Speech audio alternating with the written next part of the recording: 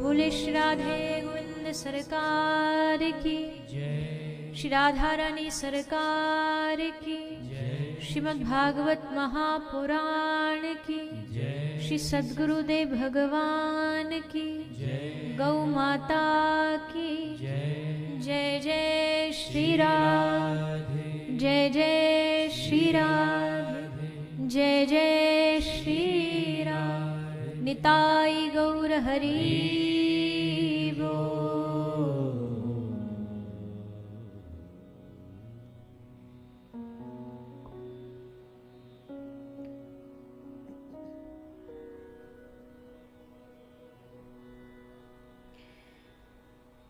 आइए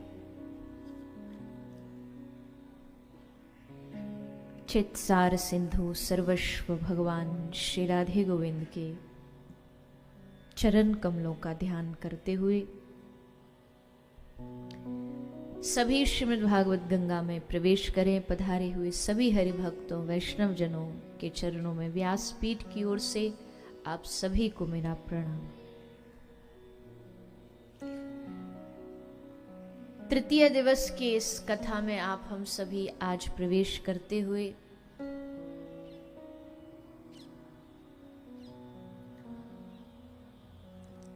भगवान की इस वांगमयी मूर्ति भागवत का आप हम सभी श्रवण चिंतन मनन कर रहे हैं।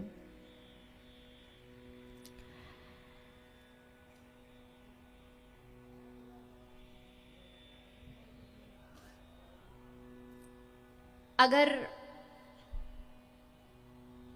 इस कली काल में कलयुग में येन केन प्रकारेण किसी भी प्रकार से हमारा मन थोड़ा बहुत भी भगवान में रुचि रख रहा है, हमारी बुद्धि भगवान की कथा में रुचि रख रही है, ये हम पर भगवान की बड़ी कृपा है। क्योंकि जिसका नाम ही कलयुग है, जहां पाप अपराध भूल गलतियां त्रुटियां ये सब जीवन का एक हिस्सा बन जाएं, उस युग में भी अगर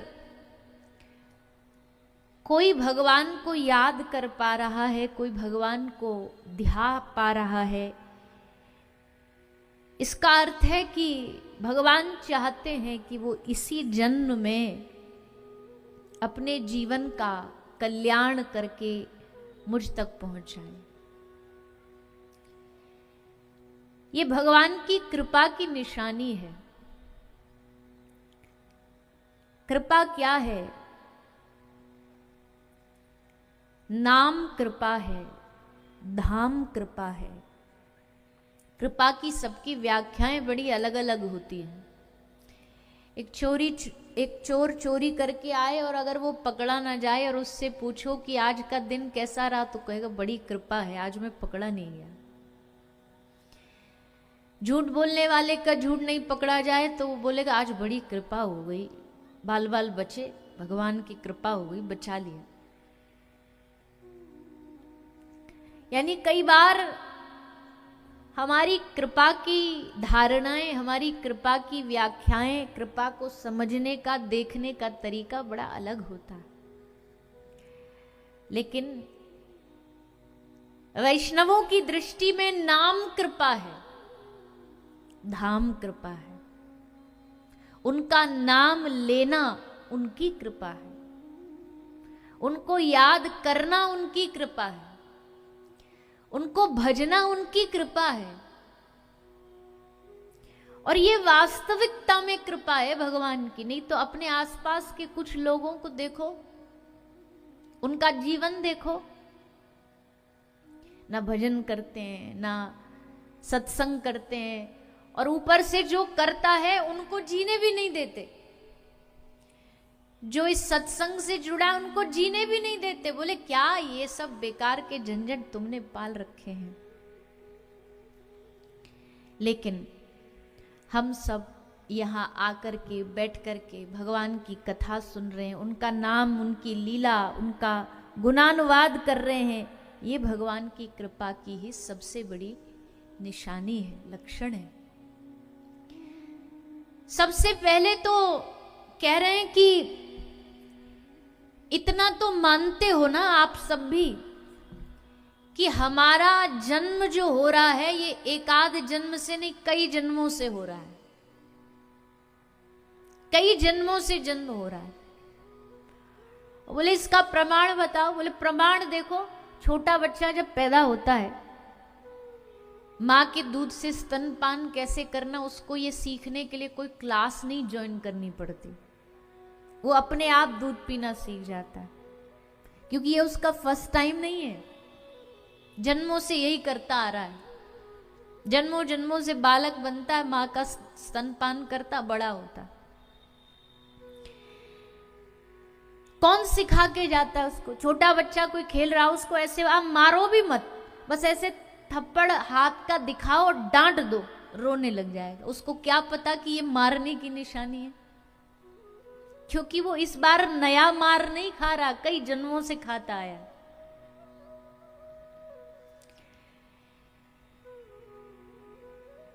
शरीर नया है, मतलब जो हार्डवेयर है वो नया है, सॉफ्टवेयर तो कई कई युगों पुराना है। आत्मा कई युगों पुरानी है, वर्दी नहीं है, यूनिफॉर्म नहीं है, कपड़ा नया है, पर इंसान नया नहीं है, वो युगों युगों पुराना। हम यहाँ जितने बैठे हैं, अगर हमारी उम्र असल पता लग जाए ना तो तौबा तौबा हो जाए, हाय राम इतने पुराने हम। 100-200 साल पुराने नहीं है, 100-200 अरब हजार, अब कितने गिने, हमारे पास कोई शब्द नहीं है कि भाई उससे आपको बता दे, इतने इतने इतने युगों पुराने हैं हम। पर हर बार बदल रहे हैं, हर बार नया वर्दी पहन करके, नया नाम लेके, नया गांव लेके, नया शहर लेके, नया परिवार लेके आते हैं। कैसे आते हैं? जब जीव मनुष्य शरीर में आना होता तो कैसे आता है? शास्त्र आज्ञा है, शास्त्र कहते हैं जीव जब आता है, आत्मा जब आती है, वर्षा के जल के साथ फसल में, जो भी फसल होती है, अन्न फल सब्जी, इनमें प्रवेश करता है। उसे माता पिता खाते हैं, सप्त धातु का निर्माण होता है। फिर बालक माँ के गर्भ में आता है।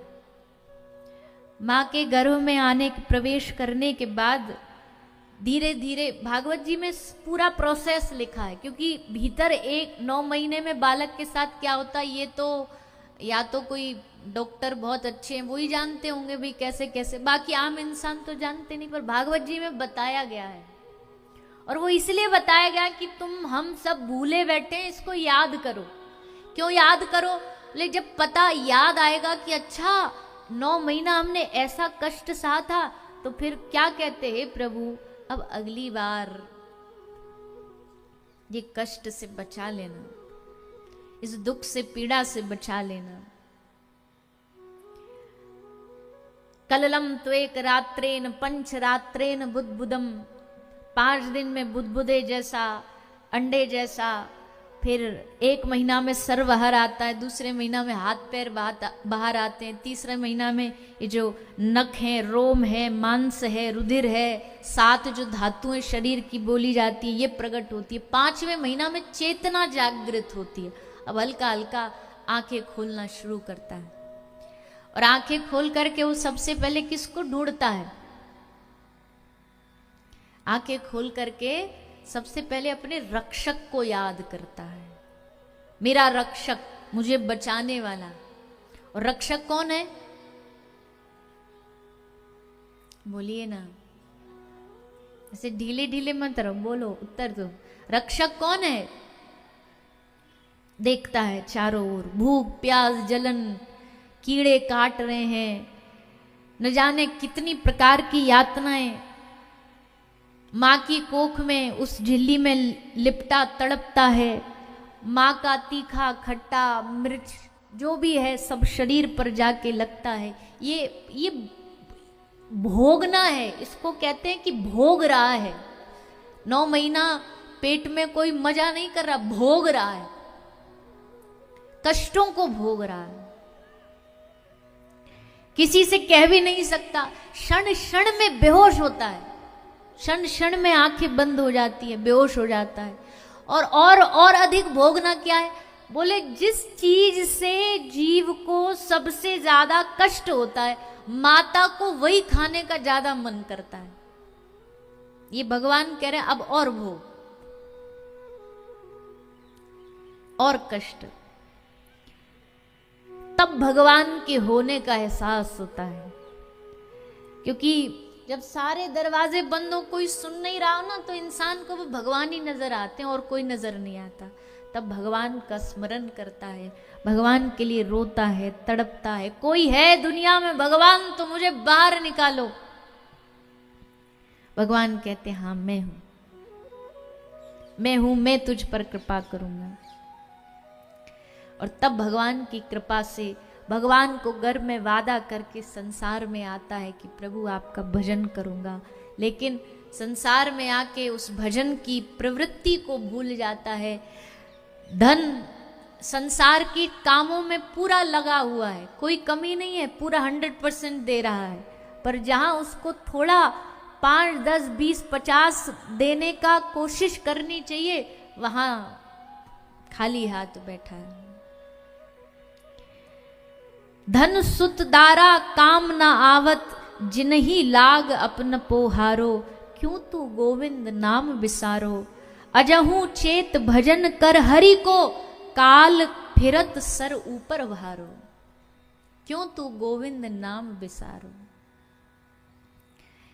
क्यों गोविंद, क्यों भगवान के नाम को बिसारता है?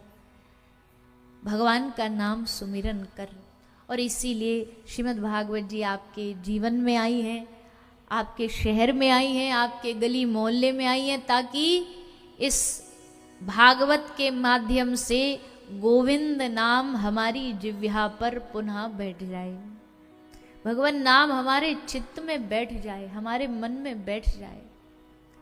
ये भाव रख करके कथा सुनो।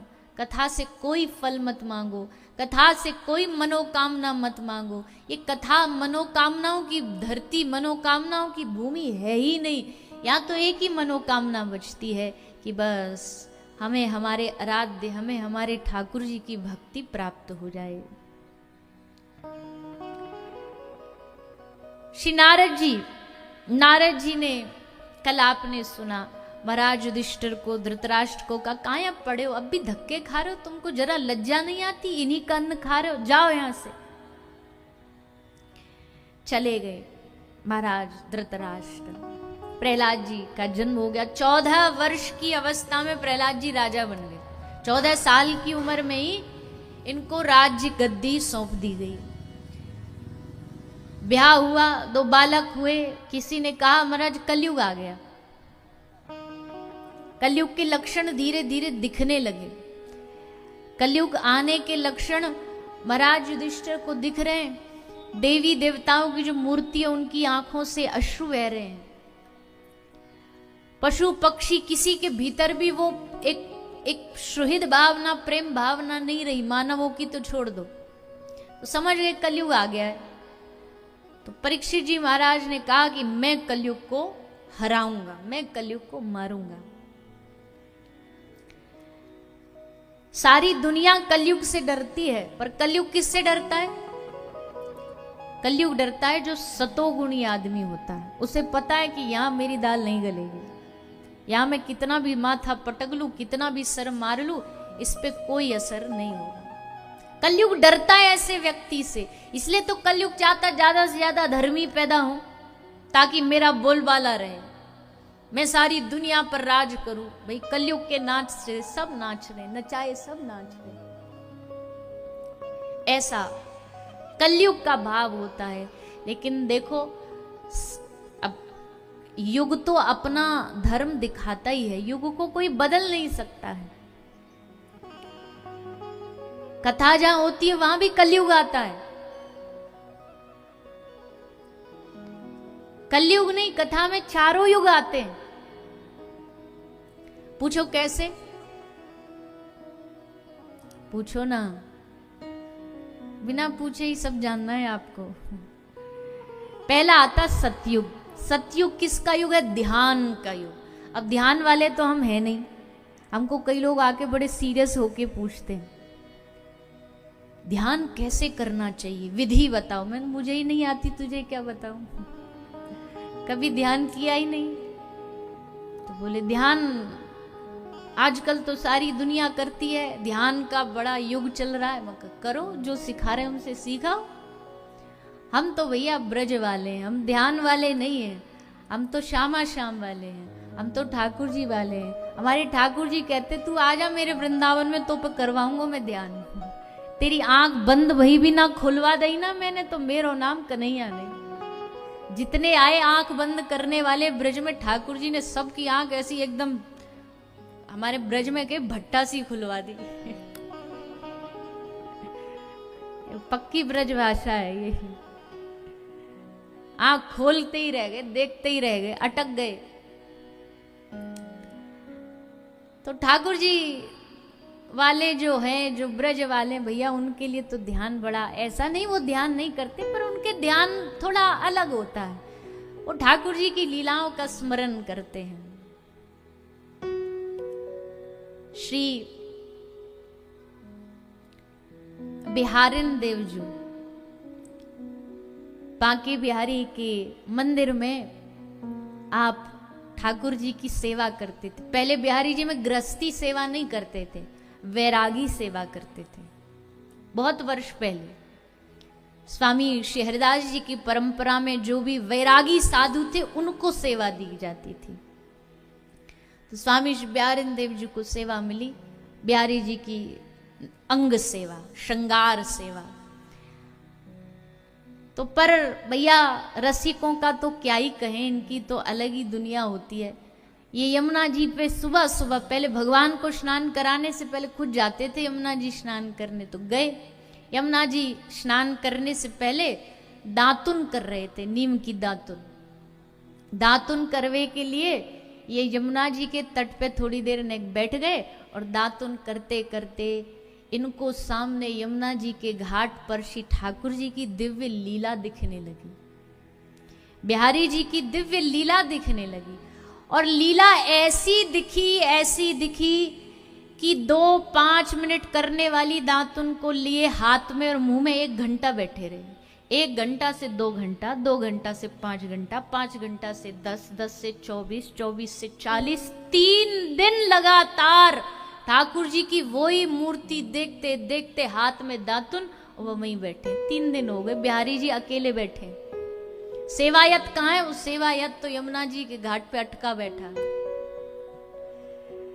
तो फिर ये परंपरा निकाली, बोले भैया ये रसिकों का, इन साधु वैरागियों का कोई भरोसा नहीं, ये कब भूल जाएं और कब अटक जाएं भगवान में, तो सेवा कौन देखेगा। बोले आज से बिहारी जी की सेवा गृहस्थियों को दो।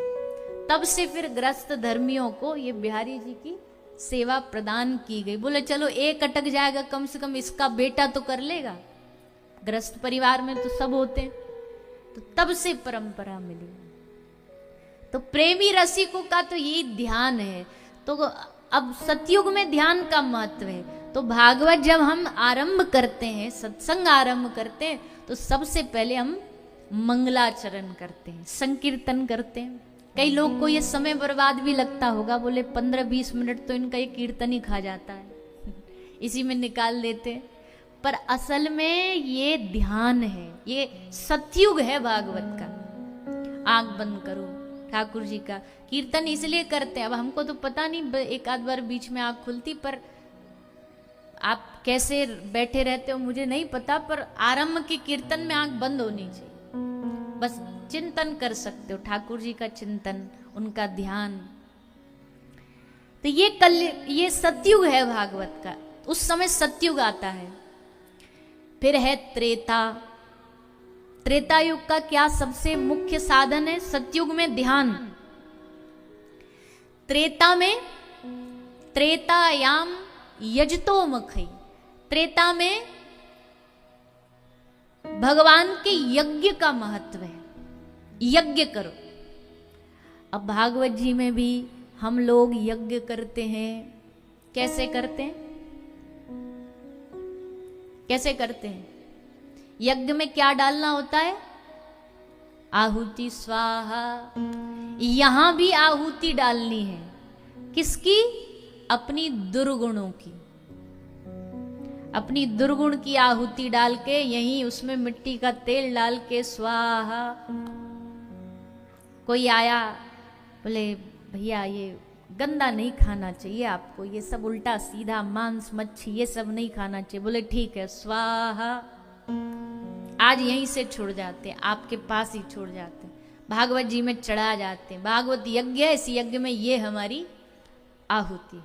ये त्रेता आ गया। भागवत में त्रेता युग। फिर द्वापर। द्वापर में क्या होता है? द्वापर में अर्चना है। अर्चना मतलब सेवा। ठाकुर जी का श्रृंगार, भोग लगाओ, ये करो वो करो, अर्चना करनी पड़ती है। बोले यहां भी जब आप भागवत में बैठते हो तो ठाकुर जी की अर्चना करते हो। कैसे? श्रीमद् भागवताख्योयम प्रत्यक्षः कृष्ण एव हि। भागवत और भगवान एक ही है। भागवत के 12 स्कंद, भगवान के 12 अंग हैं। जब आप एक एक स्कंद को सुनते हो कान के द्वारा, और जब वो शब्द आपके हृदय में जाते हैं, जब आप संकीर्तन सुनते हो, जब आप करताल बजाते हो, जब आप उसमें भाव में डूब के नाचते हो, नृत्य करते हो, तो समझो आप साक्षात भगवान की सेवा कर रहे हो, आरती कर रहे हो। मतलब साक्षात भगवान की आरती हो रही है। ये द्वापर है, भागवत का द्वापर। सतयुग भी आता है, त्रेता भी आता है, द्वापर भी आता है, और कभी कभी कलयुग भी आता है। कलयुग कब आता है? कलयुग आता है जब पूरी कथा विश्राम हो जाती है और जब लगती है प्रसाद की लाइन, तब कलयुग कहता आजा बेटा वापस, अब फिर से उसी क्षेत्र में जाना है तुझे। कभी लास्ट में आता है, कभी कभी कथा से पहले आ जाता है, जब ज्यादा भीड़ हो, जगह नहीं मिल रही तो कुर्सी के लिए लड़ मरे। ये क्या है? कलयुग आ गया। जगह वीआईपी के लिए, ये हमारी जगह, ये वीआईपी खेमा है, ये फलाना है, ये वो है, वहां झगड़ा कर बैठे। कहते ना, तुलसी पूरब जन्म ते हरि चर्चा न सुहाए, कै सोवे कै लड़ भिरे कै घर को चलो जाए। तुलसीदास जी कहते हैं बाबा तुलसी के, भैया पूर्व जन्म के पाप हैं तुम्हारे, या तो सो जाओगे, नींद नहीं आ रही तो लड़ भिरे, या तो लड़ लोगे आसपास वाले से, और ये दोनों काम ही नहीं हुए तो बोलेगा ये वक्ता जी बढ़िया वाली कथा नहीं सुना रहे, हम तो घर जा रहे हैं, घर को चलो जाए, लौट जाएगा घर को, चला जाएगा। क्यों? पूर्व जन्म के पाप खींच रहे होते हैं, पूर्व जन्म के अपराध कह रहे होते हैं, ऐसे कैसे आ जाएगा तू यहां पर। वो डराते हैं। हमने एक महाराज जी से सुनी थी, कोई ऐसे शास्त्र की कथा नहीं, पर वो हंसाने के लिए विनोद में कहते थे, जब भगवान राम ने रावण को मारा ना, भगवान राम ने कुंभकर्ण को मारा, तो कुंभकर्ण को मारने के बाद जो कुंभकर्ण की पत्नी है वो भगवान से नाराज हो गई। कुंभकर्ण की पत्नी कौन है? तो बोले निद्रा रानी। नींद से उसका सबसे गहरा रिश्ता था। तो निद्रा रानी राम जी से नाराज हो गई, क्रोधित हो गई, गुस्सा हो गई, बोले मैं बदला लूंगी अपने पति का। अब इतनी तो हिम्मत नहीं कि राम जी से डायरेक्ट जाके लड़ पड़े, तो किसी से बदला लेना तो क्या करना चाहिए? बोले उनसे नहीं ले पा रहे, उनके प्रिय को कुछ ना कुछ करो, जो उनके प्यारे हो। और भगवान के प्यारे कौन है? उनके भक्त। निद्रा रानी ने कहा हम तुमको तो कुछ नहीं कर सकते, पर ये जो तुम्हारे भक्त आएंगे ना कथा में, मैं इनसे बदला लूंगी। कथा में आए, आते ही चालू आके बैठ गई सर पे। बोले अब देखो कैसे सुनेगा तू। खैर विनोद भाई महाराज जी बोलते थे, पर कहने का भाव है कै सोवे कै लड़ भिरे कै घर को चलो जाए। कलयुग भी आ जाता है कथा में कभी कभी, पर हमें प्रयास करना है कि हम सतयुग में ही रहें, हमें प्रयास करना हम त्रेता में ही रहें, हमें प्रयास करना द्वापर में ही रहें। कलयुग आए भी तो भी जिव्या से बोलने लग जाओ हरे कृष्ण कृष्ण कृष्ण हरे हरे, हरे राम राम राम हरे हरे, यही बचाएगा कलयुग से भैया, और कोई उपाय नहीं है। कली संतरोपनिषद में कहा गया है कि भैया भगवान ने कलयुग में इसीलिए चैतन्य महाप्रभु के रूप में, प्रेमावतार के रूप में प्रभु प्रकट हुए। आप भगवान राम की तरह बाण नहीं चला सकते, आप भगवान कृष्ण की तरह मुरली नहीं बजा सकते, लेकिन आप भगवान श्री चैतन्य महाप्रभु की तरह ऊर्ध्व बाहु होकर के हरि बोल हरि बोल हरि बोल गा सकते हो, हरे कृष्ण गा सकते हो। इसलिए भगवान ने कहा मैं तुमको उपदेश से नहीं, कथनी से नहीं, करनी से भजन करना सिखाऊंगा कलयुग में। तब महाप्रभु आए और मीराबाई क्या कहती है, सब जग को ये माखन चोरा, सब जग को माखन चोरा, सब जग को ये माखन चोरा, सब जग को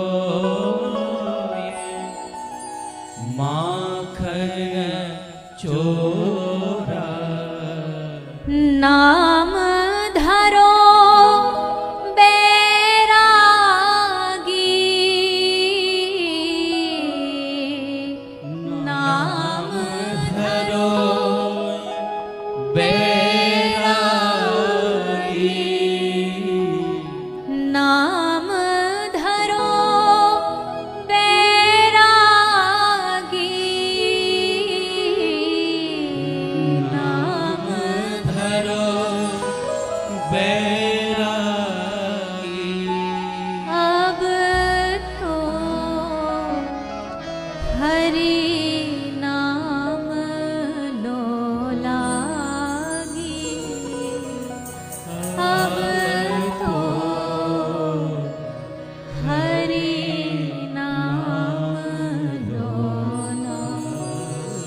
मीराबाई का भाव है महाप्रभु के लिए।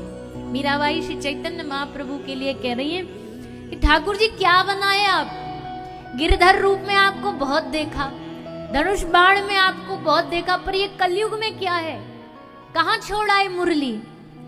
केत छोड़ी ये मोहन मुरली, केत छोड़ी मोहन मुरली, केत छोड़ी सब गोपी,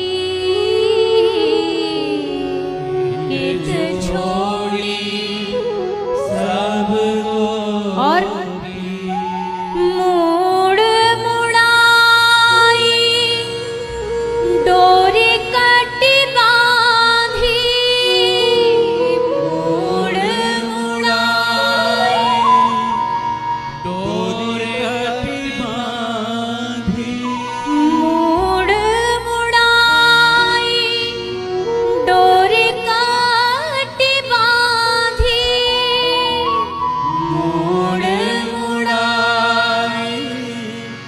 डोरी कटी बांधी, माथे मोहन टोपी अब तो हरि नाम लो लागी।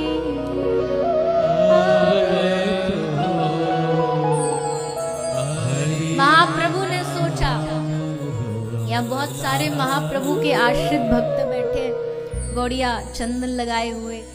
महाप्रभु ने सोचा कृष्ण अवतार में बहुतों को मैंने मारा, कंस को मारा, राम अवतार में मैंने रावण को मारा, पर इस चैतन्य अवतार में मैं मारने नहीं आया हूं, मैं सबको तारने आया हूं। मारूंगा एक को भी नहीं, पर हरि नाम से तार सबको दूंगा। कंस मर गया तो क्या कंस वृत्ति खत्म हो गई? रावण मर गया, चलो मार दिया राम जी ने, पर अगर रावण दोबारा जिंदा हो जाता तो क्या वो भगत वैष्णव बन जाता? जिंदा होने के बाद फिर भी वो रावण ही रहता, उसकी पाप वृत्ति नहीं मरी। श्री चैतन्य महाप्रभु ने कहा इस अवतार में मैं वृत्ति को बदलूंगा, भाव को बदलूंगा, पाप की वृत्ति को खत्म करूंगा। जगाई माधाई आए। जगाई माधाई जब बड़ा कष्ट देने लगे महाप्रभु श्री नित्यानंद महाप्रभु को, तो श्री चैतन्य महाप्रभु नारायण रूप में आग सुदर्शन निकाल के मारने दौड़े। तो श्री नित्यानंद प्रभु ने हाथ पकड़ लिया, प्रभु आप मारने नहीं, आप तारने के लिए आए हो, आपको तारना है, मन बदलो इनका तो जाने। तब श्री चैतन्य महाप्रभु ने कृपा करी। जगाई मधाई इतने बड़े क्लिष्ट पापी नाम की महिमा को जान करके वो भी महाप्रभु के संग हरे कृष्ण कृष्ण कृष्ण हरे हरे, हरे राम राम राम हरे हरे। मीरा कहती है पीतांबर को भाव दिखावे, पीतांबर भाव दिखावे, कटी को पीन कसे, कटी को पीन कसे, गौर कृष्ण की दासी मीरा,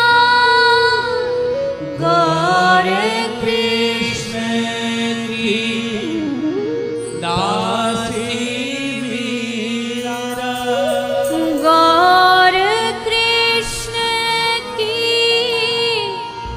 दासी मीरा, गौर कृष्ण की दासी मीरा, रसना कृष्ण बसे अब तो, हरि नाम लो लागे अब तो, हरि मात यशोदा माखन कारण बांधे जाके पांव, श्याम किशोर भये नव गौरा, चैतन्य जाको नाम अब तो हरि नाम लो लागे। महाप्रभु जानते थे कलयुग इतना इतना इतना ताकतवर होगा कि आदमी चाह के भी भगवान से नहीं जुड़ पाएगा। महाप्रभु ने कहा मैं देता हूं तुमको सरल उपाय, गृहे थाको वने थाको सदा हरि बोले डाको। महाप्रभु ने कहा हम कोई शर्त नहीं रख रहे तुमसे कि घर छोड़ो, परिवार छोड़ो, ये छोड़ो वो छोड़ो, कहीं रहो, घर में रहो, वन में रहो, भवन में रहो, कोई फर्क नहीं पड़ता, और मुख से बोलते रहो क्या, हरि बोल हरि बोल हरि बोल, बस।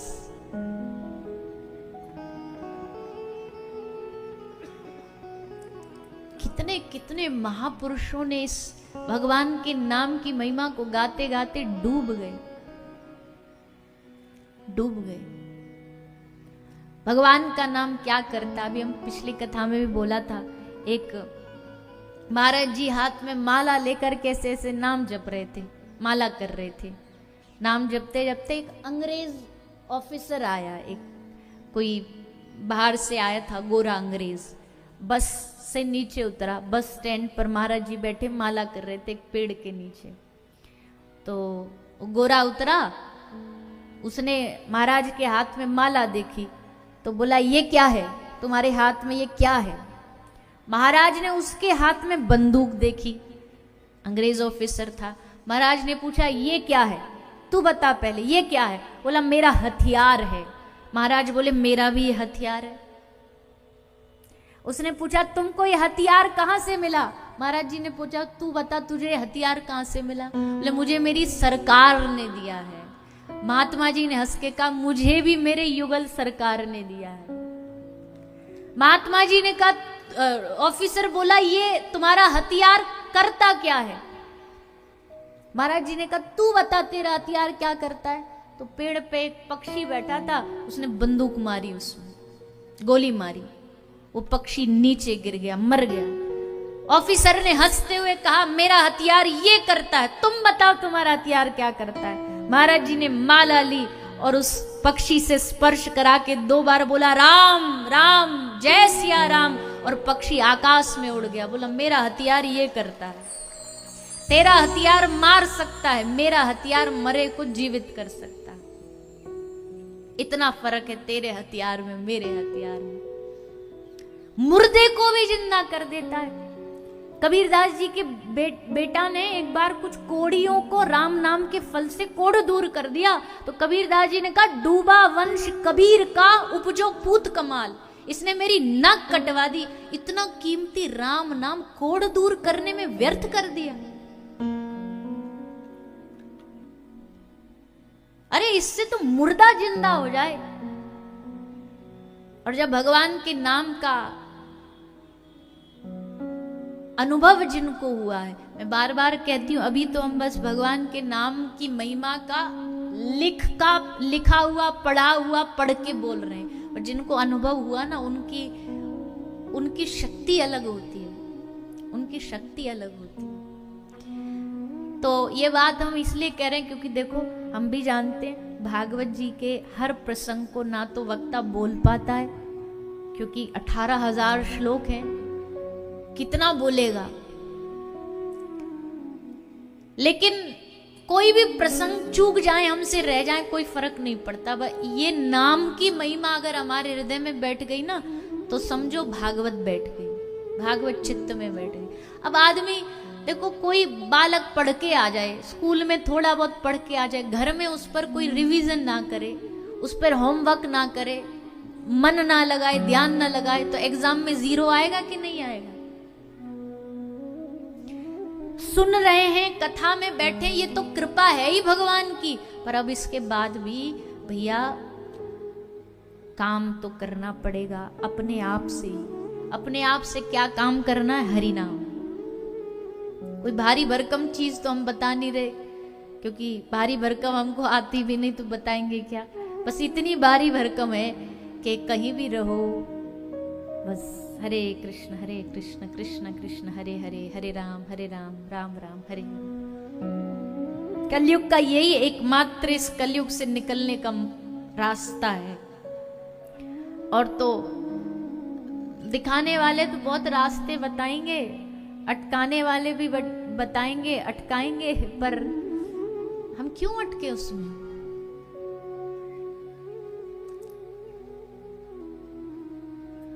तो कलयुग आया, कलयुग आया, आते ही अपना रूप दिखाया।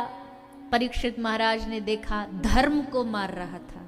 धर्म एक बैल के रूप में खड़ा है, गौ माता पृथ्वी के रूप में खड़ी है, दोनों को मारे जा रहा है। परीक्षित जी समझ गए यही कलयुग है, क्योंकि द्वापर का तो ऐसा कोई आदमी कर ही नहीं सकता। द्वापर का कोई आदमी ऐसा अत्याचार प्राणियों पर, जीवों पर, गोवंश पर कर ही नहीं सकता। करे तो भगवान श्री ठाकुर जी, भगवान श्री कृष्ण के नेत्रों से ही भस्म हो जाता। द्वापर के लोग ऐसे हैं कि भैया कृष्ण ने भी अगर एक दैत्य का वध किया जो बछड़ा बन के आया था, तो भगवान श्री कृष्ण से ही नाराज होकर नाता तोड़ दिया। बोले तूने गौवंश को मारा। भगवान कह रहे भैया वो दैत्य था, प्रलंबासुर बछड़ा बन के आया था, अब हम बताओ क्या करें। प्रलंबासुर भागवत जी में एक चरित्र आता है दैत्य का। कहते हैं ठाकुर जी एक दिन गैया चराने जा रहे थे। मनसुख तो है ही ठाकुर जी का एकदम चतुर वाला दोस्त। मनसुख बोला तू बहुत बनो कन्हैया, आज ते मैं कन्हैया बनूंगो। ला अपनो मोर मुकुट मोकू दे, पीताम्बर मोकू दे। तो मनसुखा ने ठाकुर जी के पीताम्बर उतार लिए, मोर पंख उतार लियो, कारी कमरिया बोले मैं ओढ़ूंगो आज ते, तू ना ओढ़े। वो कारी कमरिया ओढ़ ली, लकुटिया ले ली, ऐसे घुंघराले बाल बना लिए जैसे ठाकुर जी के हैं। ठाकुर जी बोले तू बन तो रहो कन्हैया, पर तो को पतो ना कन्हैया बनने में बड़ो खतरा है। बोले खतरा नहीं, मौज ही मौज है, एक तो सबरी गोपी देखेंगी मोए, अब मनसुख बन के तो कोई देखे ही ना है मोए, सब कहीं बूढ़ो आगो बूढ़ो आगो। मनसुख बड़ा आनंद लेता ठाकुर, ये बड़ा उम्र में बहुत बड़ा था ठाकुर जी से, पर सखा मानता था अपने आप को। ब्रज में भी जो रासलीला होती है उसमें कोई भी लीला होगी मनसुख वहां में जरूर होगो, और फिर वहां में गाएगो, कहा गाएगो, गुरुजी है जाए बीमार, गुरुजी के है जाए निमोनिया, मेरी बाजेगी हारमोनिया। मतलब स्कूल नहीं जाना उसको, तो कह रहा गुरुजी बीमार हो जाए, गुरुजी के निमोनिया आ जाए, और फिर हमारी हारमोनियम बाजेगी। तो मनसुख बोला आज मैं बनूंगा कन्हैया। ठाकुर जी बोले जा बन ले, देखू मैं भी देखू तो कौन सी गोपी देखेगी। तो बन गो मनसुखा कन्हैया। गोपी ने तो काई ने देखो च ना देखो, प्रलंबासुर आया। अब प्रलंबासुर जब आया तो वाने निकलने ते पहले कंस से पूछी कि भैया हमको बता तो दो, हम तो कभी देखे नहीं है, तुम्हारा जो शत्रु है कृष्ण वो दिखता कैसा है। बोले उसके सर पर मोर पंख होता है। मनसुखा मोर पंख पहरे ठाड़ो, काली कमरिया ओढ़ता है, कारी कमरिया ओढ़े बैठो। वाने सोची गोपी देखेंगी, गोपी ने तो देखो ना प्रलंबासुर ने देखो।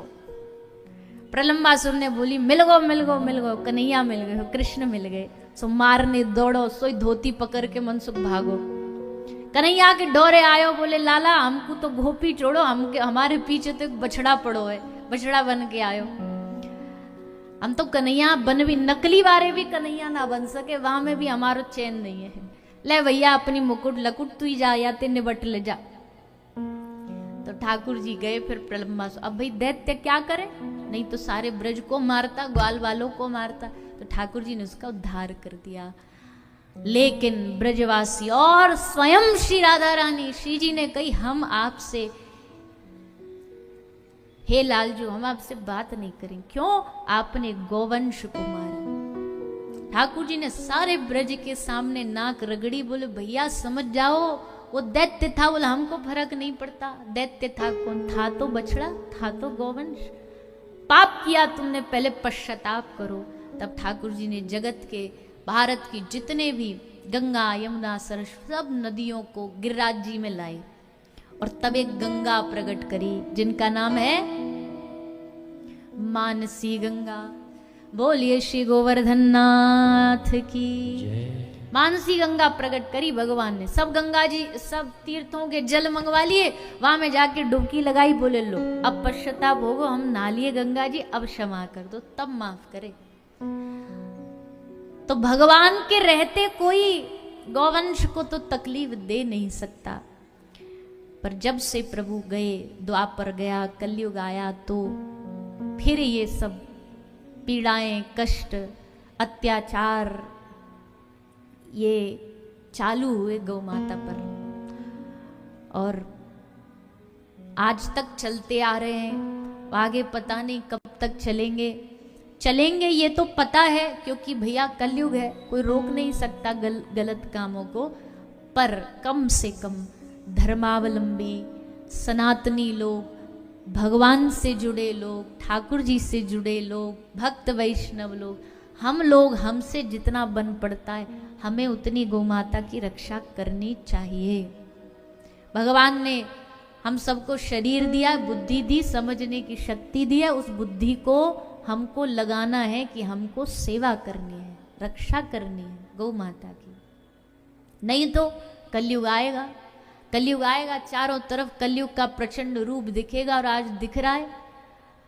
आज चारों ओर कलयुग का प्रचंड रूप। अभी तो कुछ इतना विशेष भी नहीं है, ये तो शुरुआत है, लेकिन इसमें भी इतना प्रचंड रूप दिख रहा, तो सोचो आगे क्या होगा। हमें कोशिश करनी है, हमें प्रयास करना है। भगवान हमें बल दे, सामर्थ्य दे, ताकि हम उनकी भी सेवा कर सके और उनकी प्रिय गौ माता की भी सेवा कर सके। राजा परीक्षित ने धनुष बाण निकाला, कलयुग को मारने गए। कलयुग ने आके शरण ग्रहण करी। कलयुग को 4 जगह मिली। द्युतम पानम स्त्रियसूना यत्रा धर्मश्चतुर्विध। 4 जगह मिली, ये चारों जगह खतरनाक हैं, इसलिए इनसे भक्त वैष्णवों को दूर रहना चाहिए। अब ज़्यादा हम ज्ञान और प्रवचन वाले मूड में जाना नहीं चाहते, पर एक निवेदन जरूर करना चाहते। शादियों का सीजन चल रहा है, पर भैया शादी नहीं रही। आज के समय में शादी चारों तरफ बार खुले हुए हैं, शराब पी जा रही है, और हरियाणा में तो राम राम राम। अब हम भी हरियाणा के हैं, अब ज़्यादा बोलेंगे नहीं कुछ, पर मतलब ये जो क्षेत्र है ना, दिल्ली गुड़गांव, यहाँ इतनी दौड़ लगी है ना मॉडर्न बनने की, हम तुमसे ज़्यादा मॉडर्न है, और मॉडर्न होने के नाम पे क्या गंदा काम नहीं करते हैं। शादी ब्याह में इतना अपवित्रता फैला दी है। पहले थोड़ा संकोच करते थे लोग कि भाई शादी ब्याह में शराब वराब नहीं रखे, अब तो खुले आम सब स्पेशल अलग से काउंटर होंगे, पी रहे हैं, गंदा खा रहे हैं, उल्टा सीधा इधर उधर की गंदी कान में चीजें जा रही है। तो भाई देखो, इतने अपवित्र आयोजन को, इतने पवित्र आयोजन को इतना गंदा क्यों बना रहे हो? आगे आने वाले बच्चों को क्या सिखा के जा रहे हो? क्या ऐसे होते हैं शादी ब्याह के उत्सव आयोजन? पी पी के पड़े हैं, हल्ला मचा रहे हैं, लड़ रहे हैं, झगड़ रहे हैं, मार रहे हैं एक दूसरे को। इसलिए निवेदन है हमारा, तो आप सबके जो बैठे हो, बहुतों के तो ब्याह हो चुके, जिनके बाल बच्चों के होने अभी बाकी है, थोड़ी सी सावधानी बरतो। आप सब पहले से ही कहो हमारे ब्याह शादी में ये नहीं होगा, करेंगे ब्याह करेंगे, अच्छे से करेंगे, कीर्तन कराओ, संकीर्तन कराओ। संकीर्तन कराने में क्यों संकोच होता है? एक ठीक है, एक शादी का वो तो होता ही है ना, बाद में देते हैं रिसेप्शन, ये आ गया वो आ गया, वो ठीक है, एक आपने कर दिया दुनियादारी के लिए। उससे पहले तो आप अच्छे से कर सकते हो, कीर्तन से, भजन से, भंडारे से, गौ माता को कुछ खिला करके, अच्छी चीजों से नए जीवन का शुरुआत करो ना। बुरी चीजों से क्यों करते हो? फिर जाके उन्हीं बच्चों को दोष दोगे आगे जाके। इसलिए बचाव करिए। बाकी तो किस, आप सब खूब भुतेरे समझदार हो, हम क्या बोले आपको, क्या समझाएं। और वैसे भी करनी तो सबको अपनी मन की होती है, पर हम तो इतना ही कहेंगे कि कोशिश करिए, प्रयास करिए कि अपनी सनातन सभ्यता को बिगाड़ो। तो जी, मदरा, शराब, जुआ, परस्त्रीगमन, वैशाल्य, और चौथा हिंसा, इन 4 जगह कलयुग रहा। 5वां स्थान दिया गया पुनश्च याचमानाय जात रूप मदात प्रभु। अशुद्ध, अधर्म, अनीति का स्वर्ण धन कमाई, उसमें भी कलयुग। राजा परीक्षित के सर पर कलयुग बैठा, बुद्धि भ्रमित हुई, श्राप लगा। गंगा के तट पर शुकदेव मुनि की शरण में राजा आ गए। कहते प्रभु मैं जानता हूं कि संसार में जो पैदा हुआ है, पैदा होने के साथ साथ उसकी मौत भी पैदा होती है, जन्म के साथ साथ उसकी मृत्यु का भी जन्म होता है। अब मैं ये कोशिश करने लग जाऊं कि नहीं नहीं मुझे नहीं मरना, मुझे नहीं मरना। कहते ना, भगवान को जब लगता है ना कि अब इसका उपयोग खत्म हो गया संसार में, तो भगवान उसको मृत्यु के द्वारा वापस बुला लेंगे।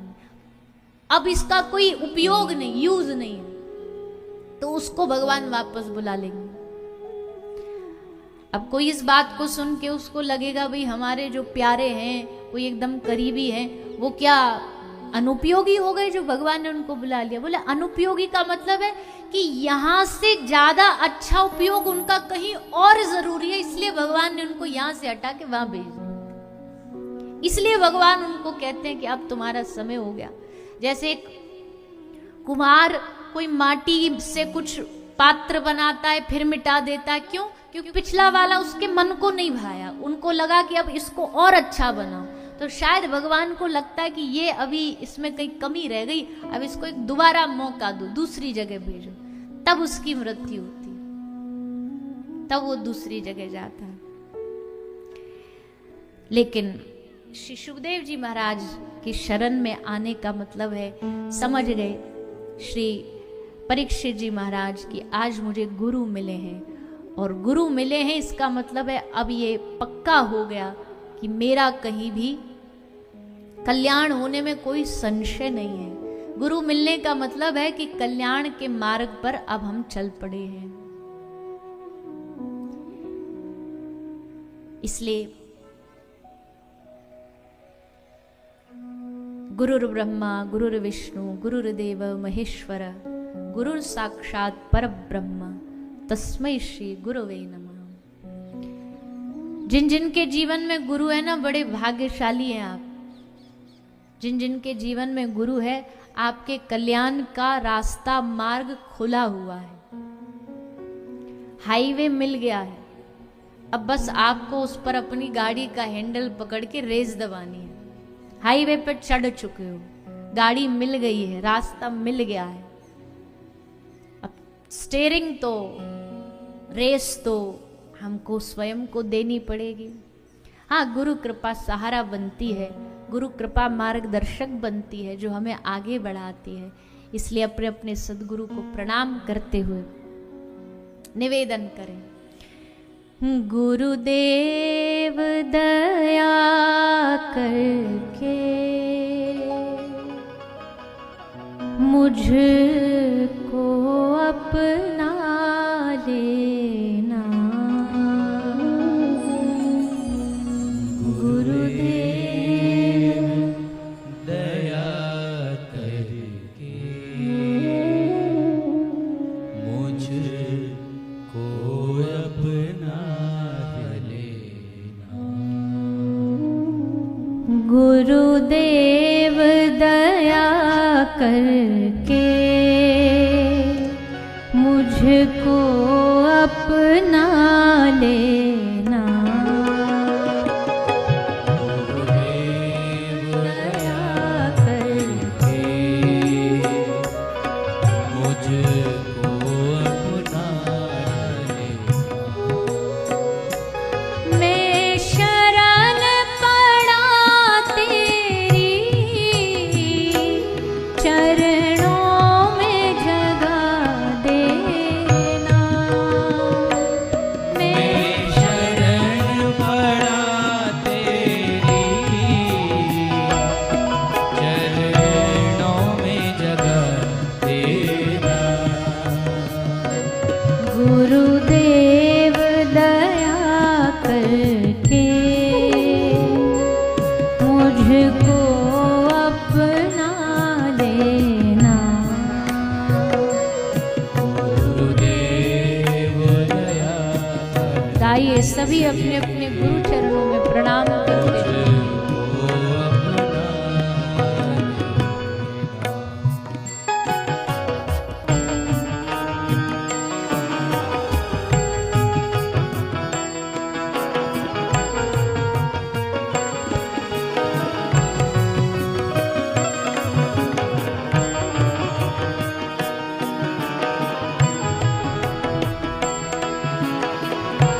श्री गुरुदेव भगवान की जय हो।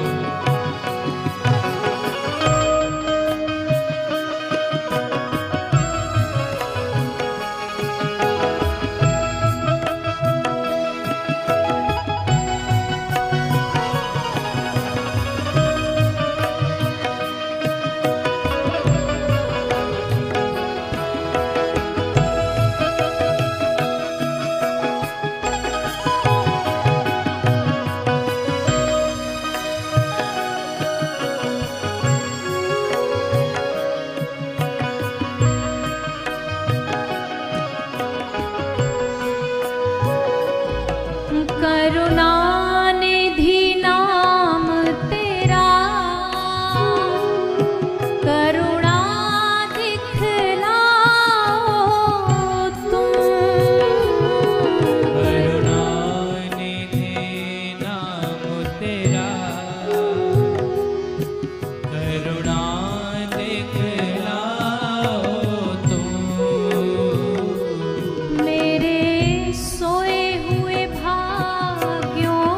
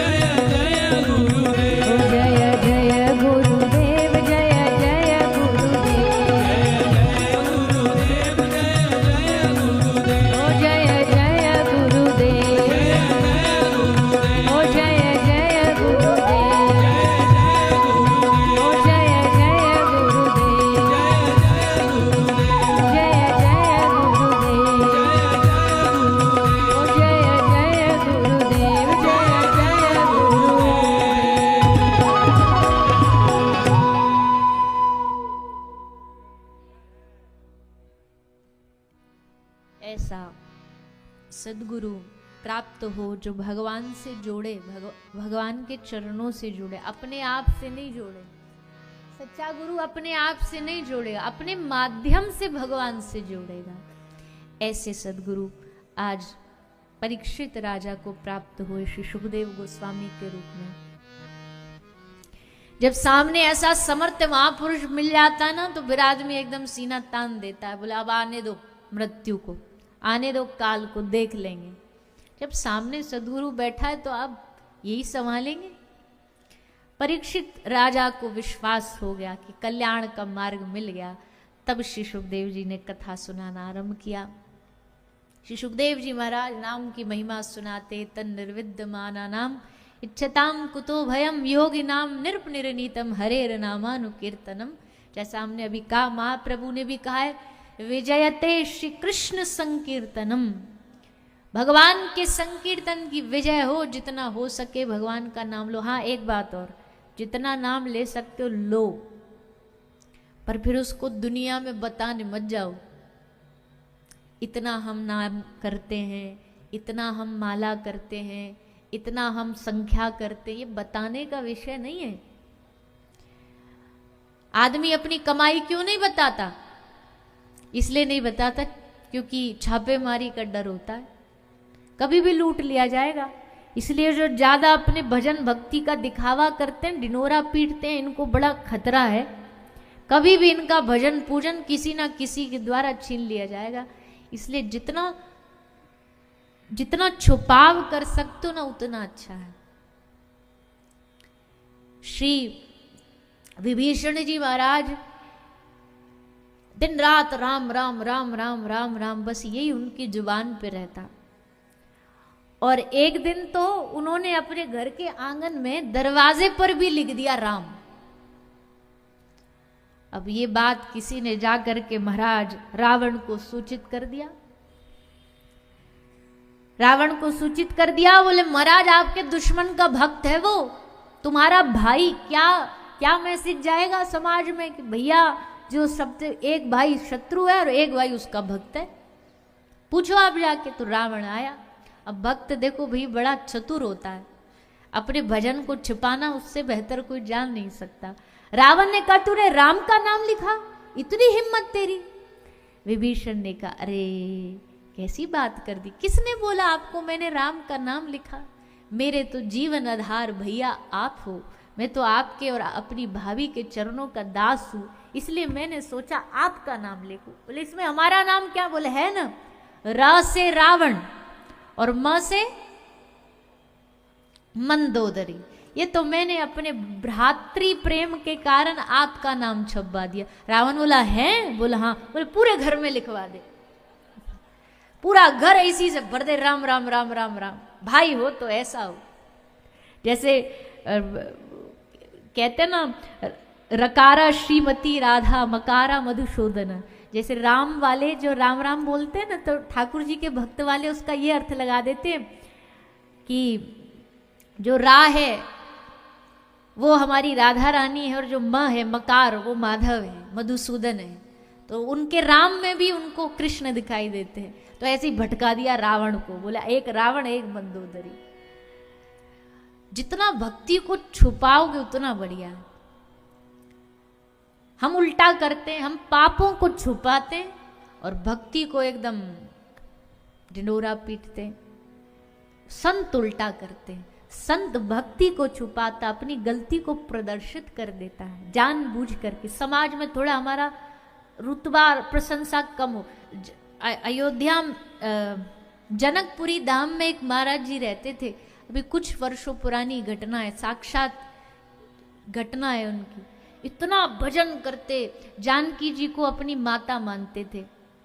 तो जनकपुर मंदिर में पीछे खड़े हो जाते और खूब घंटा भर खड़े खड़े अपनी किशोरी जी जानकी जी को देख के रोते थे। सब जगह प्रशंसा होने लगी, एक बाबा बड़ा अच्छा है, इसकी तो भैया चरण धूली मिल जाए। अब तो महाराज जी की कुटिया में लाइन लगने लगी। महाराज जियों को सबसे ज्यादा खतरा इसी चीज का होता है कि वो कहें ना कहें पर लोग समाज उनको ऊपर बिठा देता है, उनका भजन पूजन साधन सब छुड़वा देता। महाराज जी ने सोचा अब कुछ करना पड़ेगा। महाराज जी जनकपुर में एक कोने में, जनकपुर के बाहर एक वेश्या रहती थी, उसके घर चले गए। वैश्या ने दरवाजा खोला कि कोई ग्राहक आया, देखा तो बाबा जी पधारे। बोले बाबा आप मेरे घर, मेरी इस कुटिया पे कैसे? सीधा अपना दंड हटाया और उस वैश्या के चरणों में सीधा लेट गए। बोले माता मुझे बचा ले, मुझे बचा ले इस लोक प्रशंसा से, तू ही बचा सकती है। क्या करना महाराज जी चाहते क्या हो? बोले अपनी कुटिया में मुझे रहने की जगह दे दे थोड़ी सी। प्रभु लोग क्या कहेंगे? बोले यही तो चाहता हूं, ये सारी दुनिया क्या मुझे क्या से क्या बना दिया। तेरी कुटिया, तुझे कुछ डिस्टर्ब नहीं करो, परेशान नहीं, पीछे पड़ा रहूंगा कहीं एक तेरी बगीची में, पर जगह दे दे माता। तो महाराज जी ने वो जगह ले ली और पूरा रूप बदल डाला अपना। दाढ़ी बढ़ा ली, हाथ में दंड हटा करके चांदी की छड़ी ले ली, मूछ लगा ली, मूछ बढ़ा ली, एकदम ऐसे जैसे कोई शाही महाराज आ रहा हो। अब तो ये बात, अब देखो बुरा, अच्छाई जितनी जल्दी फैलती है उसके कई गुना ज्यादा बुराई फैलती है। अरे महाराज तो वैश्या के घर रहता है। अब तो हल्ला मच गया, सब लोग थू थू करने लगे। महाराज जी खुश हो गए, आहा अब मजा आया, अब आनंद आया। और फिर कोई उनको देखता तक नहीं। महाराज जी 4-5 घंटे मंदिर में पड़े रहते, कोई देखता भी नहीं। बोले तो एकदम पथ भ्रष्ट हो गया, इसको तो देखना भी नहीं। और महाराज जी अकेले मौज से दर्शन करते। कभी मत करना ये काम। मैं अपने जीवन से जुड़ी घटना बता रही हूं। वैसे तो हम ठाकुर जी की भक्ति में किसी लायक भी नहीं है, पर हमने देखा है, हम कोई मंदिर में दर्शन करने चले जाते ना, ऐसे तो क्या कहे, समय इतना ठाकुर जी ने क्या बना दिया है कि सारा समय बाहर रहते, पर कभी मौका मिला बिहारी जी या श्री जी गए।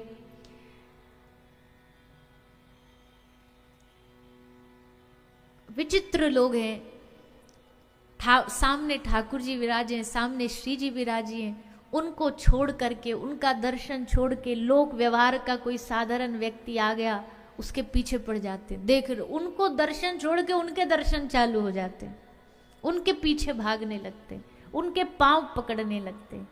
ये एकदम अमर्यादा है। मंदिर में कोई कितना भी शाहजहां आ जाए, कोई कितना भी राष्ट्रपति आ जाए, कोई कितना भी बड़ा महाराज आ जाए, ठाकुर जी के आगे सब पैर की धूल है। उनके सामने प्रणाम भी नहीं कर सकते आप किसी साधु को। साधु को भी प्रणाम करना तो फिर अलग कोई एकांतिक जगह, मंदिर से बाहर या कहीं दूसरी जगह जाके तब प्रणाम करना, मंदिर के परिसर में नहीं कर देना।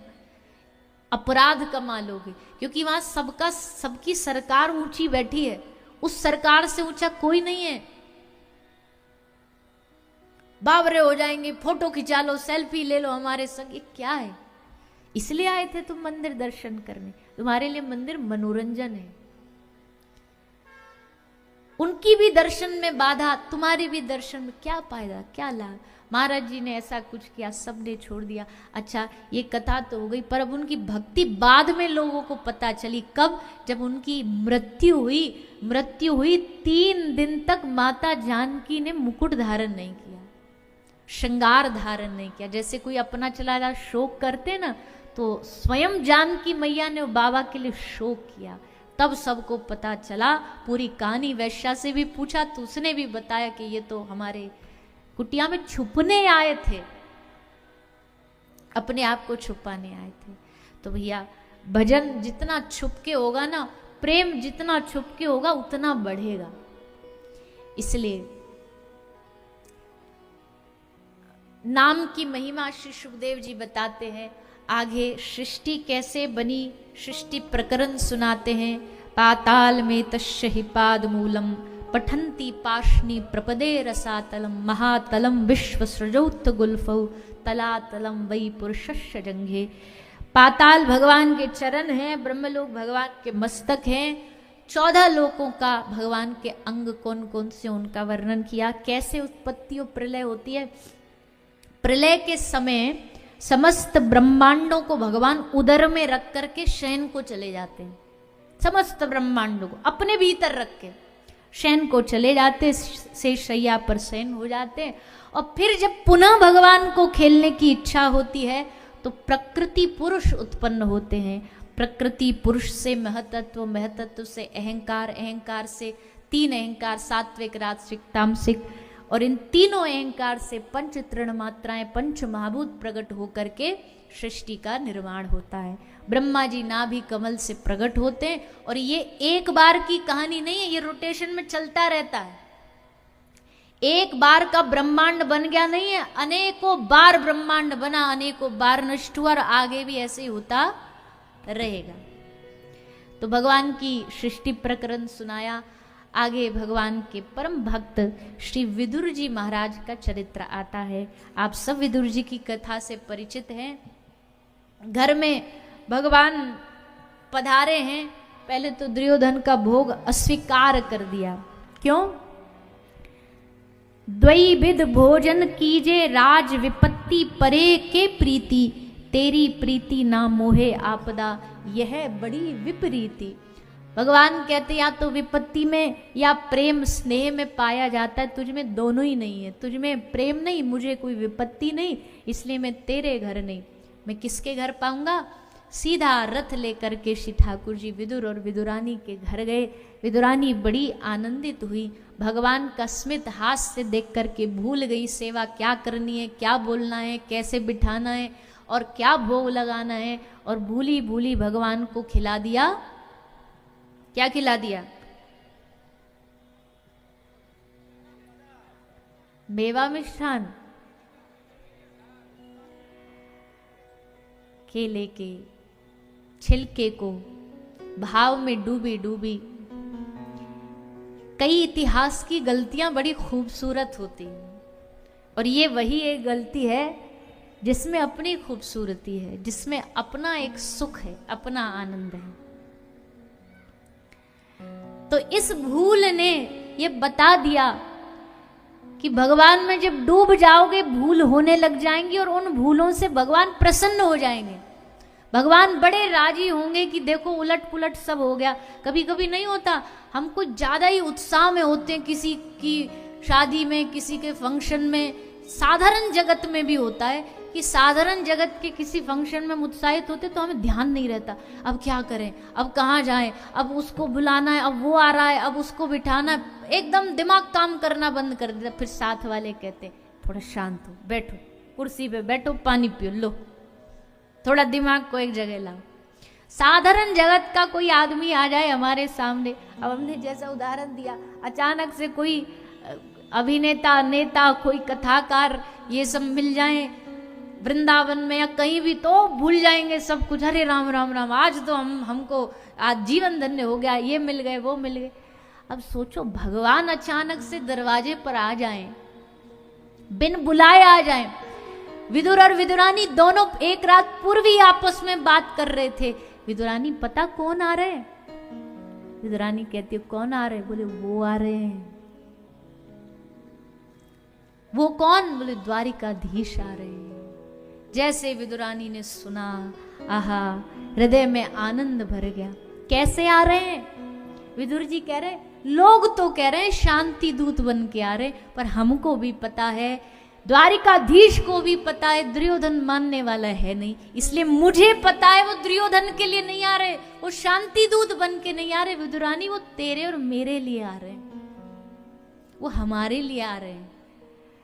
विदुरानी कहती है तो फिर जाओ, न्योता लेके जाओ, कहना उनसे। विदुर जी कहते ना, कहने का मैं अधिकारी नहीं हूं, ये छोटी सी कुटिया कैसे न्योता दूं। पर हाँ विदुरानी, हम जुबान से नहीं कह सकते पर दिल से तो कह सकते। दोनों बैठ के न्योता देते हैं, और मन ही मन दोनों ने बैठ करके अपने ठाकुर जी को बुलाया, निमंत्रण दिया। और भैया यहाँ रिक्वेस्ट हुई और वहां इनविटेशन एक्सेप्टेड। मन ही मन से सब बातें और निमंत्रण और हाँ राजी नामा सब हो गया कि हम आएंगे। बस उसी प्रतीक्षा में विदुर और विदुरानी बैठे। आएंगे प्रभु, बस ये भाव लेके ठाकुर जी आए। विदुरानी एकदम भाव में डूब गई, डूब के कुछ भान नहीं रहा शरीर का, भोजन का, भोग का। छिलका खिला दिया, भगवान ने खा लिया। और अंत में जब विदुर जी को थोड़ा संकोच हुआ तो विदुर जी ने प्रभु को थोड़ा और कुछ भोग लाके, केला लाके दिया कि इसने तो सब उलट पुलट कर दिया, लो हम आपके लिए भोग लाए हैं। ठाकुर जी ने कहा ना ना विदुर जी, अब तो हमारा पेट भर गया। जितनी पेट में जगह थी वो तो मैया ने छिलका खा के भर दी, अब हमारे पेट में जगह नहीं। क्यों? क्योंकि हमको तो भाव खाना होता है, हमको कोई रोटी सब्जी थोड़ी खाने होती है। हमको तो भाव खाना है, हमको तो भाव है, भाव दे दो हम वो पा लेंगे। तो ऐसा श्री विदुर और विदुरानी का सुंदर प्रसंग श्री सुखदेव जी ने श्रवण कराया है। और कहते हैं जब विदुरानी तो थोड़ी ज्यादा भाव में डूबी थी, विदुर जी जरा डूबे तो थे पर थोड़ा थोड़ा संकोच था विदुर जी को कि भगवान को कैसे क्या बोलूं, कैसे। भगवान ने उनका संकोच जान तो कैसे दूर किया, आए भाग करके और विदुर जी की गोद में सर रख करके विश्राम करने लगे। विदुर जी के गोद में अपना सर रख लिया और जैसे विश्राम किया, विदुर जी की आंखें झरझर बह रही हैं। हमको संकोच हो रहा, हम उनको छुए नहीं छुए, और ये देखो सब भूल भाल के हमारी गोदी में आकर सर रख लिया। और जब प्रभु चले भी गए ना तो एक अमिट छाप दे गए विदुर जी को। क्या दे के गए? श्री ठाकुर जी का जो कुंडल है ना, कुंडल, जब ऐसे सर रखा जंघा पर तो ठाकुर जी के कुंडल की छाप विदुर जी के जंघा पर छप गई। और जब प्रभु चले भी गए उसके बाद भी विदुर जी बस उसी चिन्ह को देख देख करके पूरा जीवन बिता दिया। एक दिन हुआ था जब हमारे घर ठाकुर जी आए थे, हमने उनको अपनी गोद में बिठाया था। ऐसी अद्भुत कृपा भगवान ने विदुर और विदुरानी पर करी। ये वही विदुर और विदुरानी हैं, ये वही विदुर जी हैं जिनको दुर्योधन ने खूब उल्टा सीधा सुनाया था। विदुर जी समझ गए ये जगह अब हमारे रहने लायक बची नहीं, हम तो अब एकांत जंगल में भजन करेंगे। ऐसे श्री विदुर जी पर ठाकुर जी की कृपा हुई, भगवान ने वराह रूप धारण किया।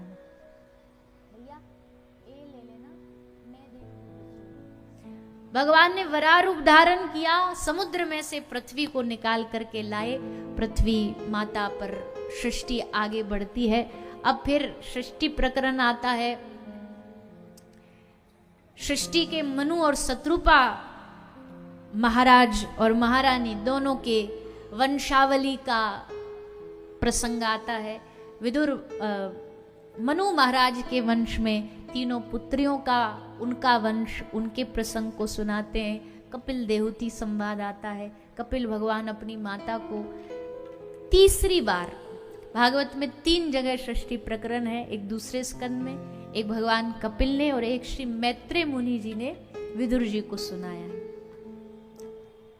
तो सृष्टि प्रकरण सुनाते हैं कपिल भगवान अपनी माता को, माता समस्त जगत में मैं ही हूं और इस समस्त जगत चराचर के घट में मैं ही व्याप्त हूं।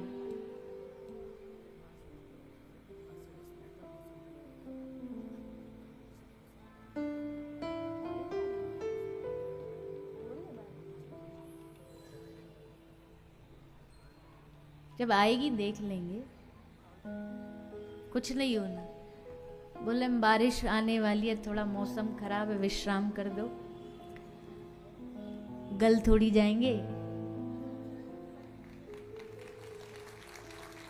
लगेगा तो कर दें, कोई बात नहीं, जब तक थोड़ा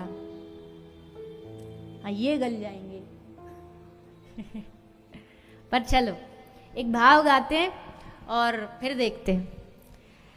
सारे चराचर जगत में ठाकुर जी हैं, व्याप्त हैं, और हम सब उन्हीं ठाकुर जी को प्रणाम करते हुए, एक सखी कह रही है, एक गोपी कह रही है, या मीराबाई कह रही है, क्या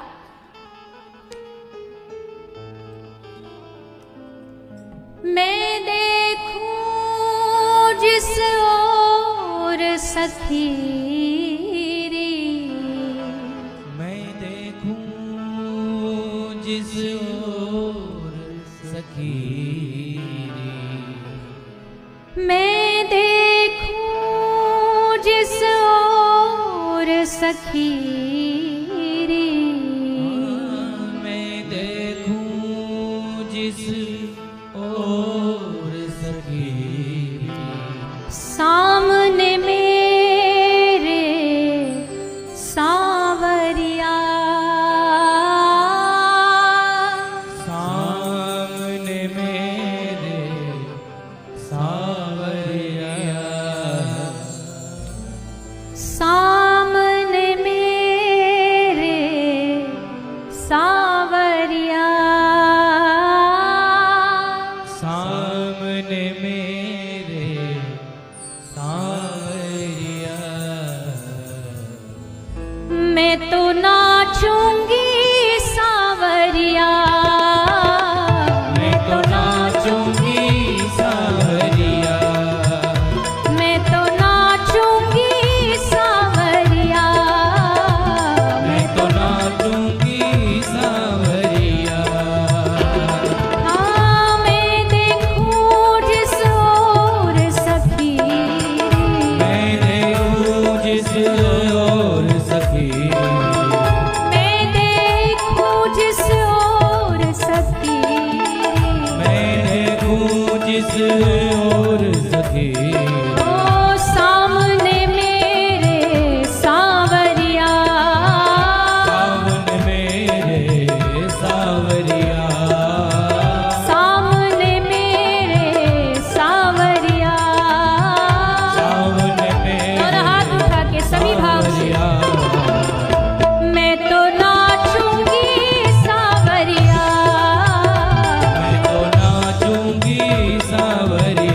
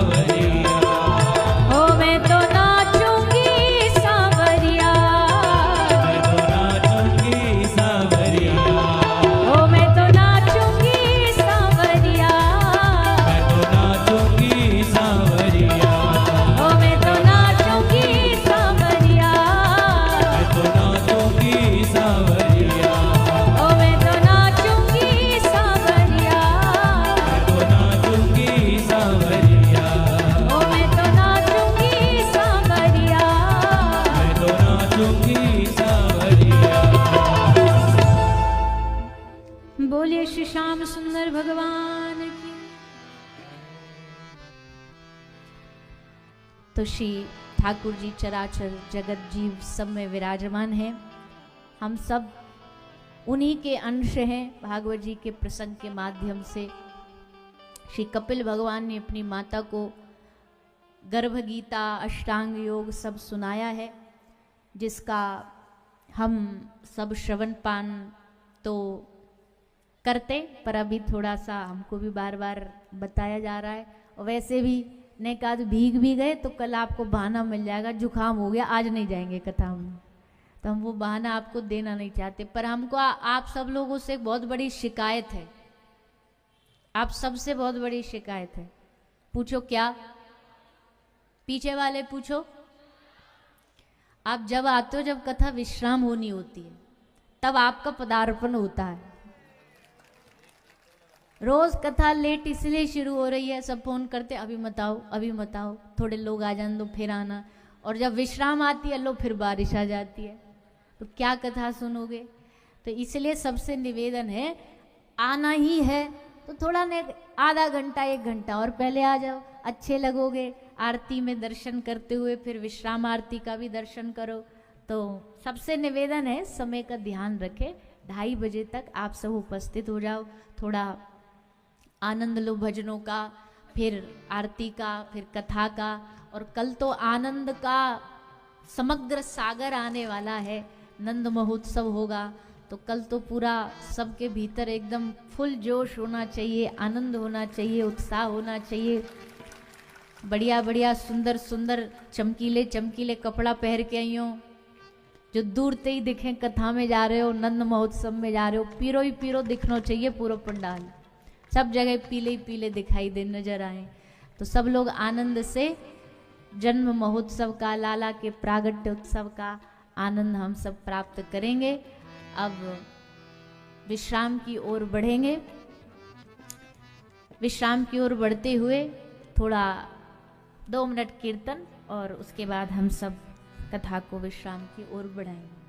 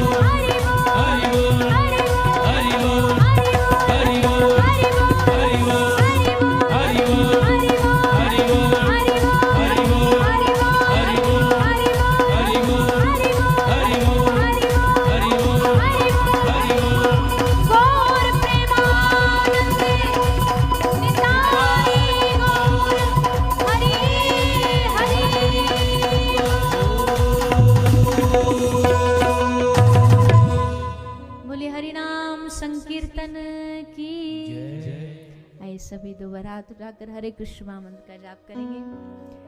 हरे कृष्णा हरे कृष्ण कृष्णा कृष्णा कृष्णा हरे हरे हरे राम हरे राम राम राम हरे हरे हरे कृष्णा हरे कृष्णा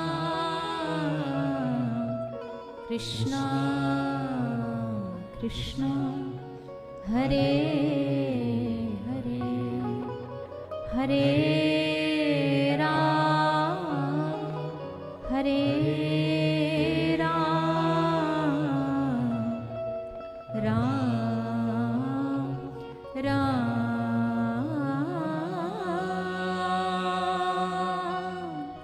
हरे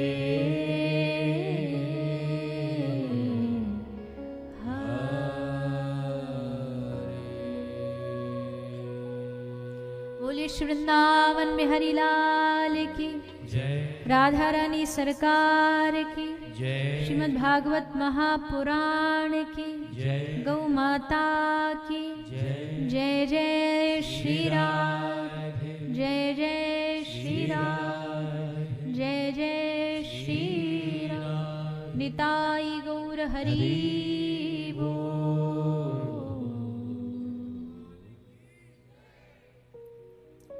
जय श्री राधे। हम सभी ने तृतीय दिवस की पावन कथा का रस आस्वादन किया।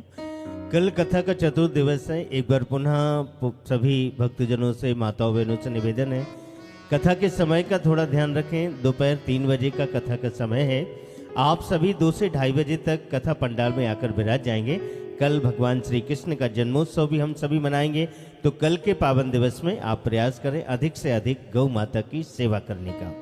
आज के पावन दिवस में जिन भक्तों ने अपनी पावन सेवाएं समर्पित की, शीघ्रता से नामों का उद्घोषण निवेदन करेंगे, शीघ्र मंच पर आकर आशीर्वाद ग्रहण करेंगे। आदरणीय दिनेश कुमार जी, आदरणीय गोविंदा जी, श्री राधा कृष्ण मंडली गुड़गांव से सेक्टर 15 से 5,100 रुपये की राशि समर्पित की गई। उमंग बंसल जी, संजीव बंसल जी, निवेदन शीघ्र मंच पर आए।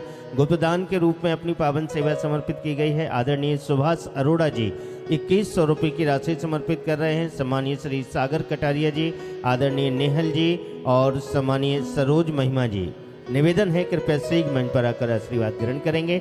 और हम सभी भागवत जी की विश्राम आरती की ओर बढ़ेंगे। निवेदन हो सके तो सभी विश्राम आरती का दर्शन करने के बाद ही प्रस्थान करेंगे। मैं निवेदन करूंगा श्री जी परिवार से सम्मानीय पवन मित्तल जी। पवन मित्तल जी, निवेदन है मंच पर पधारें। सम्मानीय संदीप भावा जी, जिन्होंने 2100 रुपये की राशि समर्पित की, उनसे भी निवेदन है शीघ्र मंच पर आएं और आशीर्वाद ग्रहण करें। साथ ही सम्मानीय करुणवती यादव जी, जिन्होंने 11,000 रुपये की राशि समर्पित की है, आप श्री से भी निवेदन है कृपया शीघ्र मंच पर आकर आशीर्वाद ग्रहण करेंगे, जो कि नाथुपुर से हैं, गुड़गांव से। सम्मानीय कर्मवती यादव जी, जिन्होंने 11,000 रुपये की राशि समर्पित की, आप भी आशीर्वाद ग्रहण करें। आइए हम सभी भागवत जी की दिव्य मंगलमय आरती की ओर बढ़ेंगे। आरती के लिए निवेदन है सम्मानीय सुमित गुप्ता जी, आदरणीय नरेश गुप्ता जी, एडवोकेट पवन मित्तल जी, सुमित गुप्ता जी, नरेश गुप्ता जी, मनीष गुप्ता जी, सम्मानीय SD गुप्ता जी, आदरणीय संजीव बंसल जी और सम्मानीय अनिल यादव जी शीघ्रता से मंच पर आएंगे। और आप सभी भक्तजन अपने यथा स्थान पर रहें, अपने हृदय में विराजे ठाकुर जी का ध्यान सुमरन करते हुए, ताली सेवा करते हुए आरती का आनंद एक बार सभी लोग दोनों हाथ उठा के जोरदार जयकारा बोलिए वृंदावन बिहारी लाल की, श्री राधा रानी सरकार की जय। श्री कृष्ण, जय गौ माता। ओम ज्वालामालिन्ये नमः रत्नेश्वर्यै नमः सर्वोपचारार्थिकं रक्षतपुष्पाणिं समर्पयामि। ओम चंद्रमा मनसो जातचक्षुः सूर्यो अजायता श्रोत्राद्वायुश्च वराणश्च मुखां दग्निराजायता। श्री बांके बिहारी तेरी आरती गाओ, बांके बिहारी तेरी आरती गाओ, आरती गाऊं प्यारे आपको रिझाऊं, आरती गाऊं प्यारे आपको रिझाऊं, आरती गाऊं प्यारे आपको रिझाऊं, आरती गाऊं प्यारे आपको रिझाऊं। श्री बांके बिहारी तेरी आरती गाऊं, श्री बांके बिहारी तेरी आरती गाऊं। हाँ मोर मुकुट तेरे शीस पे सोहे, मोर मुकुट तेरे शीस पे सोहे, प्यारी बंसी मेरो मन मोहे, प्यारी बंसी मेरो मन मोहे, देव चवे बले हरी में जाऊं, बांके बिहारी तेरी आरती गाऊं। हाँ चरणों से निकली है गंगा प्यारी, चरणों से निकली है गंगा प्यारी, जिसने सारी दुनिया तारी, जिसने सारी दुनिया उन चरणों में शीस नवाऊं, बांके बिहारी तेरी आरती गाऊं। श्री व्यास दास झुके नाथ आप हो, व्यास दास झुके नाथ आप हो, सुख दुख जीवन प्यारे साथ आप हो, सुख दुख जीवन प्यारे साथ आप हो। श्री चरणों में बने हरि में जाऊं, बांके बिहारी तेरी आरती गाऊं। श्री हरिदास झुके प्यारे तुम हो, श्री हरिदास झुके प्यारे तुम हो, आ मेरे मोहन जीवन धन हो, मेरे मोहन जीवन धन हो, हाँ मेरे मोहन जीवन धन हो, मेरे मोहन जीवन धन हो। मैं प्यारी छवि को मन में बसाऊं, बांके बिहारी तेरी आरती गाऊं। श्री बांके बिहारी तेरी आरती गाऊं, श्री बांके बिहारी तेरी आरती गाऊं। श्री राधे गोविंद तेरी आरती गाऊं, श्री राधे गोविंद तेरी आरती गाऊं। श्री राधा माधव तेरी आरती गाऊं, श्री राधा माधव तेरी आरती गाऊं। आरती गाऊं, तेरी आरती गाऊं। तेरी आरती गाऊं, तेरी आरती गाऊं। तेरी आरती गाऊं।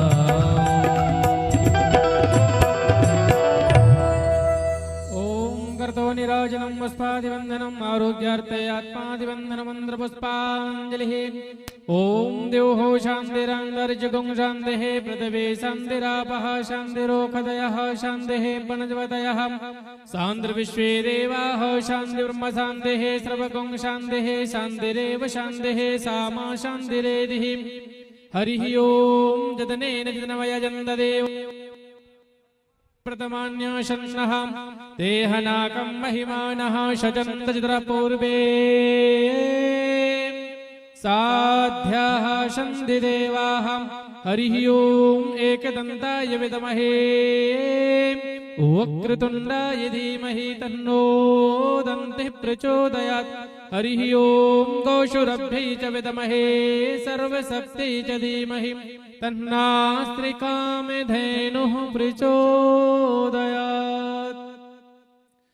मल्ले भवन्मौलिगले दले च मालां विशालां तुलसीदलेनां सपुष्कराणां सुमनोहराणां मनोहराणाम् उपसर्पयामि।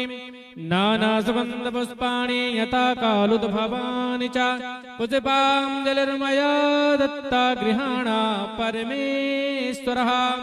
मंत्र पुष्पांजलिं समर्पयामि। श्रीमद्भागवत महापुराण पुरुषोत्तमाय नमः। बोलिए भागवत महापुराण की, वृंदावन बिहारी लाल की, व्यास जी महाराज की, सुखदेव जी महाराज की, राधा रानी सरकार की, सद्गुरुदेव भगवान की, श्री राधे गोविंद सरकार की, श्री राधे श्याम सुंदर भगवान की, गौ माता की, गौ सेवा धाम की। जय जय श्री राधे, जय जय श्री राधे, जय जय श्री राधे श्याम। निताई गौर हरि